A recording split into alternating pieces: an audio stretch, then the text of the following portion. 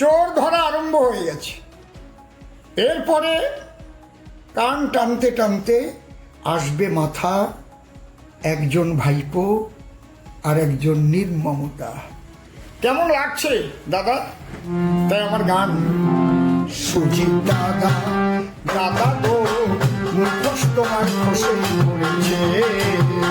ও সুজিত দাদা, ও দাদা গো, মুখোশ তোমার খসে পড়েছে। ও সুজিত দাদা, ও দাদা গো, মুখোশ তোমার খসে পড়েছে।